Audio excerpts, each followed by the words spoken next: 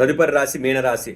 పూర్వభద్ర నక్షత్రం 4వ పాదం, ఉత్తరాభద్ర నక్షత్రం 1, 2, 3, 4 పాదాలు, రేవతి నక్షత్రం 1, 2, 3, 4 పాదాలు. ది, దు, శ, జ, ధ, దే, దో, చాచి అనే అక్షరాలు గలవాళ్ళు.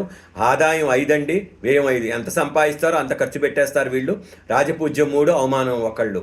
అంటే ఒక పొగిడేవాళ్ళు 3 ఉంటే విమర్శించేవాళ్ళు 1 ఉంటారండి. గురుగ్రహ సంచారం చూస్తే మే వరకు స్థానచలనం, వృధా ప్రయాణాలు బాగా కనిపిస్తున్నాయండి. మే నుంచి అక్టోబర్ వరకు చూస్తే బంధువుల వల్ల ఇబ్బందులు, మనోవ్యధ కలిగే అవకాశం ఉంది. తల్లికి సంబంధించిన వాళ్ళు, తల్లి ఎక్కువగా ఇబ్బంది పెట్టే తల్లి వల్ల మాట పడే అవకాశం కనిపిస్తుందండి.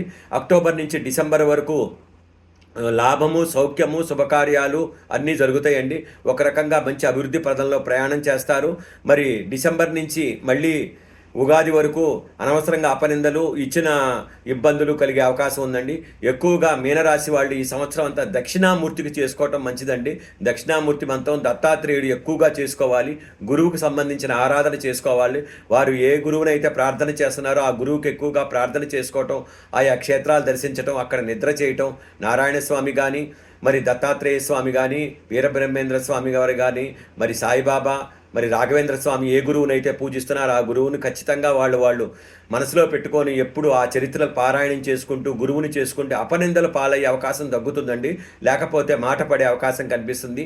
శనిగ్రహ సంచారం చూస్తే కనుక ఉగాది నుంచి ఉగాది వరకు అనారోగ్యము, ప్రమాదాలు, గొడవలు జరిగే అవకాశం ఉందండి. మరి మీనంలోకి శని రావటం వల్ల, జన్మంలోకి రావటం వల్ల అనారోగ్యం కలిగే కాలభైరవాష్టకం నిత్యం పారాయణం చేసుకోవాలి. కాలభైరవ మంత్రం, కాలభైరవ క్షేత్రాలు దర్శించడం వల్ల తద్వారా అద్భుతంగా ఉంటుంది. మరి మే వరకు రాహుగ్రహ సంచారం వరకు అనారోగ్యము, ధన నష్టము కల్పిస్తుందండి.